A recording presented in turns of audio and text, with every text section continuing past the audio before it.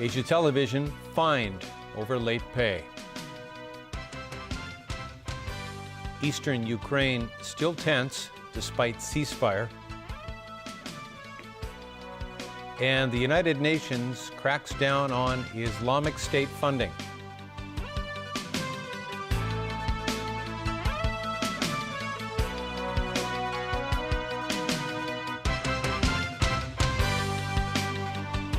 Good evening. ATV has been fined $380,000 for failing to pay its staff on time. But its executive director has denied his role in the dispute. ATV Vice President Lau Lancheng and Executive Director Ip Ka Po attended the hearing at Sha Tin Magistracy. The Labour Department had issued 76 summonses to the cash-strapped station in Ip for not paying ATV employees their salaries on time. Lau pleaded guilty on behalf of the station to all 38 summonses laid against it, which stated it failed to pay 15 employees during the period between July and November last year.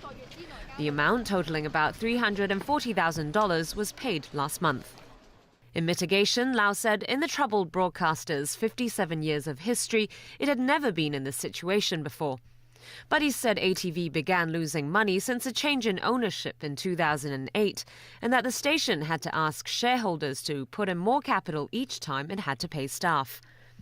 He explained that the current crisis came as shareholders stopped putting in money after the capital invested reached $2 billion.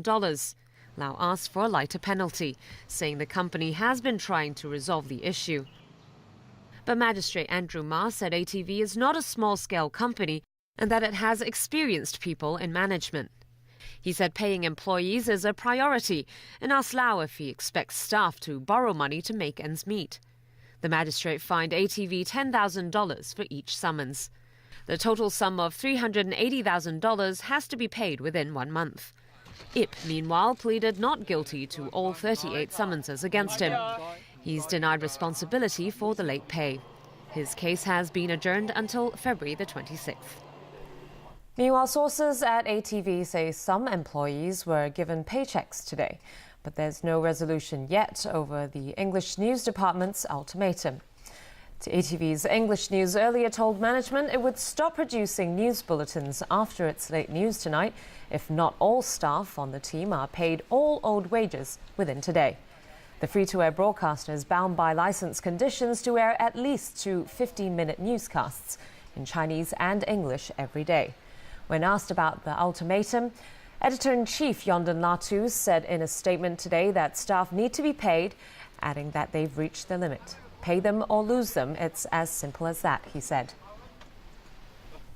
The number of flu deaths has surpassed 180 so far this year.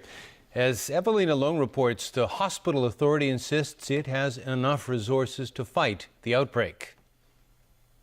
Health authorities say the number of flu-related deaths continues to rise. Today afternoon, we have received 10 new cases of severe influenza among adults aged 18 and above, including 7 deaths. There's 1 newly reported death among the previously reported cases. The cumulative number of severe cases is 266, including 181 deaths. The hospital authorities sought to reassure the public that it has enough resources to handle the extra demand during the current flu season. Up until yesterday, an average of 5,788 people visited the accident and emergency units at public hospitals every day. That's down slightly from more than 6,000 patients during the peak period. Queen Elizabeth Hospital has treated the highest number of patients, followed by United Christian Hospital and Tuen Mun Hospital. The occupancy rate at medical wards in public hospitals at 104% is also a concern. Hospital Authority Chairman Zhang Leung said there will be special arrangements such as financial benefits to encourage medical staff to continue their work. There are also plans to enlist private and retired doctors to help fight the flu outbreak. And Leung reminded medical staff who have not received the flu jab to get one as soon as possible. Evelina Lang, TVB News.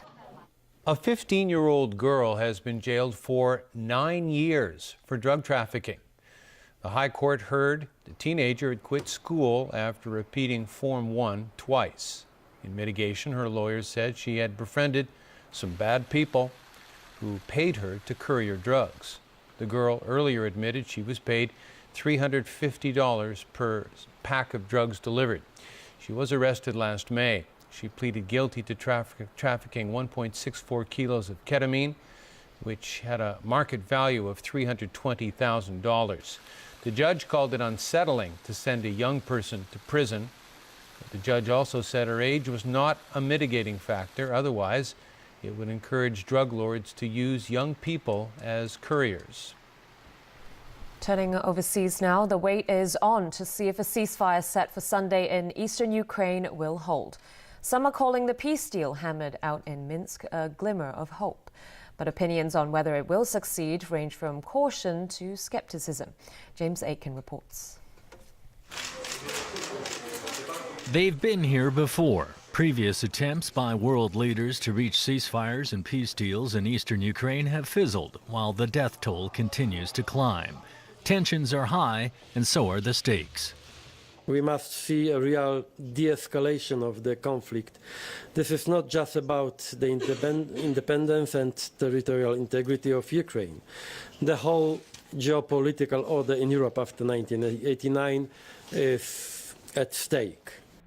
But if this agreement does hold, it will be a partial win for both Moscow and Kiev. Ukraine regains control of its border with Russia and retains the separatist eastern regions, but must grant them more powers. Russia, meanwhile, could finally escape crippling Western sanctions while holding strong leverage to keep Ukraine from becoming part of NATO. But nothing is certain until the ceasefire takes effect, Sunday at 1 minute after midnight. If that happens, it'll be progress, but we should wait and watch to see whether that happens before we make a judgment. Despite the latest agreement, it's business as usual on the battlegrounds, at least for now. At least 8 Ukrainian soldiers have been killed and dozens more wounded in fighting against separatists in the past 24 hours. If we've seen over the last 24 hours even that Russia has continued to take aggressive actions into Ukraine, even while this agreement is being discussed.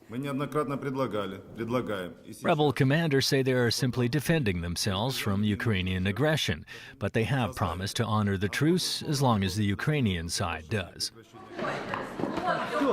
But eastern Ukraine isn't the only battleground. These lawmakers in Kiev went toe-to-toe because they couldn't see eye to eye on land restitution. In a hopeful sign, the Kremlin said today the communication lines remain open and leaders will talk by phone in a few days. As the Ukrainian Prime Minister put it, the ceasefire agreement was a choice between bad or worse. James Aiken, TVB News. The United Nations Security Council has unanimously adopted a resolution to cut funding sources of the extremist groups Islamic State and Al-Qaeda-linked organizations. The aim is to choke off their earnings from oil trading, trafficking in antiquities, and ransom payments. Alan Buchnia reports. Under the resolution by the 15-member body, all of the 193 UN members are demanded to freeze relevant funds, financial assets, and economic resources of the extremists. It includes not buying oil or cultural heritage items Islamic State obtained from territory it seized in Iraq and Syria. While the resolution was passed unanimously, the friction between the U.S. and Syria, led by President Bashar al-Assad, was evident. We applaud the Council's resolute action to address the threat posed by ISIL. We lament the Council's persistent failure to address one of the main factors that led to the group's rise. There is no better recruiting tool for ISIL than the atrocities of the Assad regime. The wrong American policies that addressed the issue of combating terrorism since the Afghanistan war resulted in the spread of terrorism all over the world. Meanwhile, the Islamic State group published what it said was an interview with the widow of the French gunman who killed a police officer and attacked a kosher supermarket last month. It claimed she was among extremist fighters. The text did not directly name Hayat Boumediene or show images of her, identifying her only as the wife of Amadi Coulibaly. Now, in the wake of the French attacks, European leaders have endorsed a series of anti-terror measures, such as the sharing of airline passenger data and tougher border controls. And in the U.S., divisions over President Barack Obama's proposal to use military force against Islamic State became apparent. Even those within his own party expressed doubts about finding a consensus. Well, it's going to be hard, and I would hope that we could find common ground to have bipartisan support for how we protect and defend the American people. Republicans want Obama to go even further with the use of military force. The president has tied his own hands and wants to tie his hands even further with the authorization that he sent up here. I think it's time for the White House to develop an outline for the American people how we're going to address this worldwide terrorist threat, and to make sure that the president has the authorization to deal with it. Alan Booknia, TVB News. The new chief of the Pentagon will be tasked with helping to win support for U.S. President Barack Obama's proposal to use military force against Islamic State. The U.S. Senate yesterday confirmed Obama's choice of Ashton Carter as the new American Defense Secretary. The Vietnam War veteran succeeds Chuck Hagel, who resigned last year over differences with other officials. The 60-year-old Carter was endorsed by a 93-5 vote. But Republicans expressed little confidence that he would have better success in gelling with Obama's insular group of national security advisors than Hagel did. Turkish President Recep Tayyip Erdogan has criticized his U.S. counterpart Barack Obama for not speaking out against the killings of 3 young Muslims in North Carolina this week. Erdogan said Obama should take a stance against the killings, adding the silence from Washington was telling. Tony Sabine reports. In Mexico, to boost diplomatic ties and trade relations, the Turkish president said he was compelled to comment on the murder of 3 young Muslims in neighboring America who were shot dead in North Carolina. I would like to speak about an issue I can't avoid. Given that I'm very close to the U.S., I'm on the American continent, he said. In North Carolina, 3 Muslims were killed. President Obama, Vice President Joe Biden, and Secretary of State John Kerry, up to this moment, have given no statements about this. Erdogan has been outspoken against what he sees as rising Islamophobia in the West, so his comments should not have come as too much of a surprise. The White House has said it would wait for the results of the investigation before commenting on the killings. In North Carolina, thousands of mourners attended the funeral and prayer services for the victims. Newlywed Dia Barakat, a University of North Carolina dental student, his wife and her sister, a student at another university, were gunned down on Tuesday near the UNC campus in Chapel Hill. Police have charged the couple's neighbor, Craig Stephen Hicks, with murder. Investigators say initial findings indicate a dispute over parking prompted the shooting, but they are looking into whether Hicks was motivated by hatred towards the victims because they were Muslim. The FBI said it was opening its own preliminary inquiry, separate from local police investigations. The murders have prompted vigils and the hashtag Muslim Lives Matter on social media. There are also calls for the authorities to call this a hate crime and declare it a form of domestic terrorism targeting the local Muslim community. Tony Sabine, TVB News. A man in the U.S. state of Montana has been sentenced to 70 years in jail for shooting dead an intruder on his property. The court heard that 30-year-old Marcus Karma killed a 17-year-old German exchange student trespassing in his garage, possibly just looking for alcohol. Karma's garage had been burglarized at least once before the incident. Prosecutors argued that he'd set a trap, installing motion detectors as well as leaving the garage door open and a purse stuffed with money just inside. He shot the unarmed Diane